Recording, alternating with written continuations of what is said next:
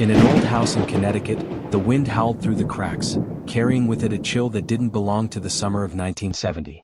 Beneath the dim flicker of a dying lamp, a glass case stood silently in the corner of the room, sealed shut. Inside it sat Annabelle, a Raggedy Ann doll with tangled red yarn hair, a triangular orange nose and buttoned black eyes that seemed to stretch into nothingness. Her half-stitched smile held something sinister, something far beyond the realm of human understanding. Annabelle was no child's toy. She was a vessel for something demonic, a curse that spanned over half a century, a name that still sends chills down the spine. Who is Annabelle? Where did she come from?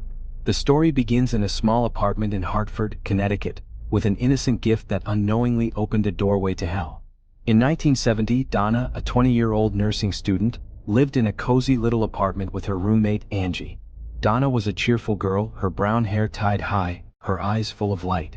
One afternoon in April, her mother Helen came to visit and brought a late birthday present, a Raggedy Ann doll bought from an antique store in the suburbs.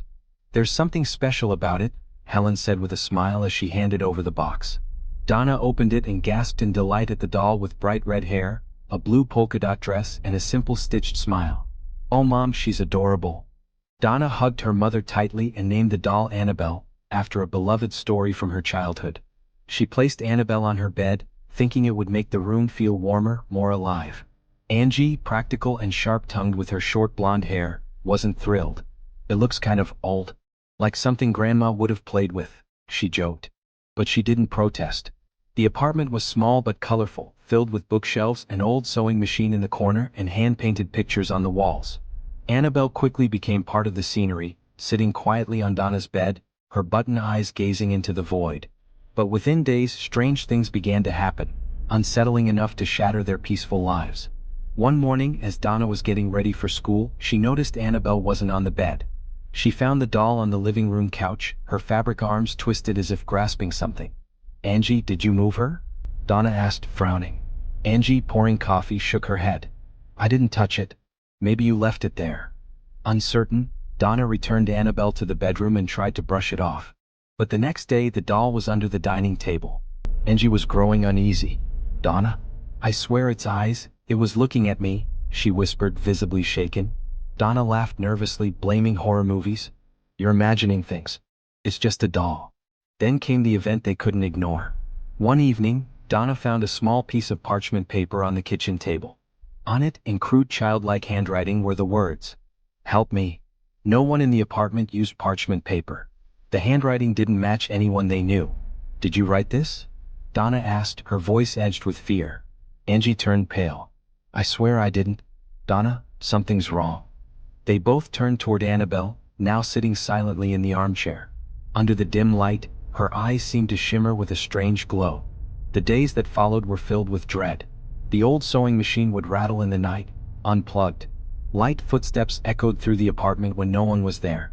One night, Donna woke up with the overwhelming feeling of being watched. She turned on the lamp and screamed. Annabelle was lying beside her, one soft cloth arm resting on Donna's chest.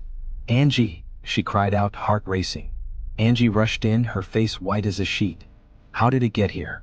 "I saw it in the living room before bed." Neither of them slept that night. They huddled on the sofa, eyes fixed on the doll. The most terrifying moment came one afternoon. Donna returned from class and opened the bedroom door, then froze. Annabelle was sitting in the chair again, but this time a dark red stain, like blood, was seeping through her dress. Donna dropped her books and screamed. Angie came running, horrified. "Donna, throw it away. That doll is cursed," she shouted, voice cracking. But Donna, trembling, still hesitated. Maybe someone's playing a prank. I can't throw away Mom's gift," she tried to convince herself. But deep down she knew no one could have done this. Annabelle was no longer just a doll. She was a threat. Lou, Angie's boyfriend, was the first to demand that Annabelle be removed. Tall and broad-shouldered with curly hair, Lou had never liked the doll. "It gives me the creeps," he would say every time he came over. "There's something wrong with those eyes." Donna and Angie often teased Lou for being scared, but after the strange events, his laughter stopped. Lou began to feel an unbearable pressure on his chest whenever he was near Annabelle, as if something invisible was trying to crush him. One night, Lou stayed over because Angie was up late working on an assignment. Around midnight, a cold wind swept through the apartment. even though the windows were shut tight. Lou awoke with the unnerving sense that someone was watching him. He sat up, peering into the dark room, and his heart nearly stopped. Annabelle was sitting in the armchair in the corner. But he clearly remembered that the doll had been in Donna's room before bed. "Who brought you here?" Lou growled, trying to keep calm. He approached the doll, ready to throw it out. But the moment his hand touched Annabelle, an invisible force slammed him to the floor. Lou screamed in pain, feeling his chest being crushed. A shadowy figure began to materialize behind Annabelle, its eyes glowing red like burning coals. "You will not escape," a twisted voice echoed inside his mind. He thrashed against the pressure, but invisible claws raked across his chest, leaving deep, burning scratches. When Donna and Angie rushed out, they found Lou on the floor, his shirt torn, and 3 bloody gashes seared into his skin. Annabelle lay silently beside him, her stitched smile curled wider, mocking his pain. "It's her," Lou shouted, pointing at the doll. "That damn doll tried to kill me." Donna and Angie were terrified. Angie contacted a local medium, Clara, a woman known for her ability to speak with spirits. Clara arrived on a stormy night, bringing candles and herbs. As she entered the apartment, she paused. The air felt heavy. "This presence doesn't belong here," she said, her eyes locked on Annabelle. Clara sat before the doll, placed her hands gently on its cloth body and closed her eyes. After a few tense minutes, she opened them, voice trembling. "I see a little girl. Her name is Annabelle. She died on this land. She's lonely. She wants to play." Donna, compassionate at heart, felt pity. "So, she's not trying to hurt us?" Clara nodded slowly, but her expression remained troubled. "She doesn't mean harm. But, be careful. Child spirits are easily manipulated." Lou didn't buy it. "That's not a child," he snapped. "Did you not see what it did to me? That thing wants me dead." But Donna, moved by Clara's explanation, decided to keep the doll. She believed that if they treated the child with kindness, everything would be fine. But Clara had been wrong. What resided within Annabelle wasn't a child's spirit. It was something far worse. A demon, feeding off their trust, manipulating their guilt. Soon things spiraled. More parchment notes began to appear, this time scrawled with disturbing phrases. "Help Lou. You belong to me."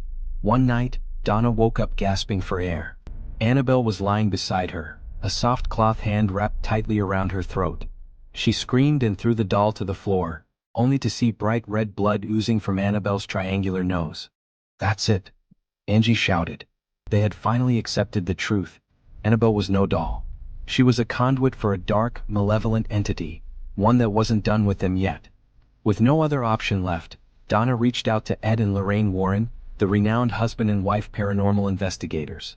The moment they entered the apartment, Lorraine immediately sensed the darkness. "This is not just a doll," she said, her eyes filled with unease.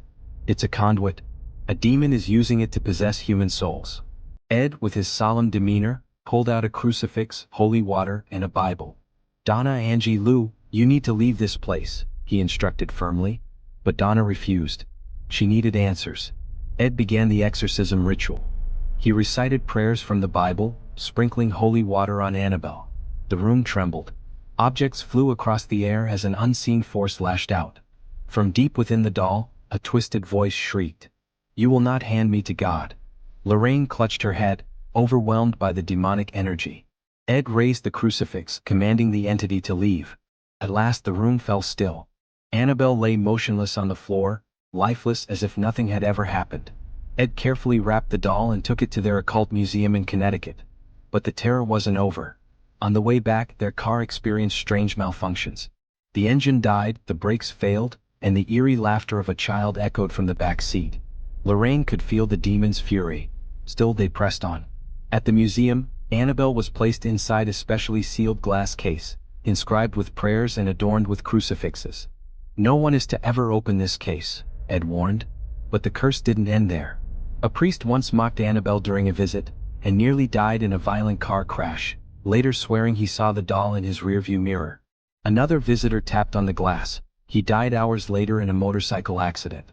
In 2020, rumors spread that Annabelle had escaped, causing panic across the internet, though the Warrens' museum confirmed she had not moved. Annabelle's terror is not in her cloth face or stitched smile. It lies in the demonic presence within. She is a gateway, a lure for the curious, and a trap for the unwise. As of 2025, Annabelle remains in her glass prison, her soulless eyes watching anyone who dares approach. And from somewhere deep within the silence, a whisper echoes. I'm still here. Annabelle never sleeps. And if the darkness ever calls your name, pray it's not hers.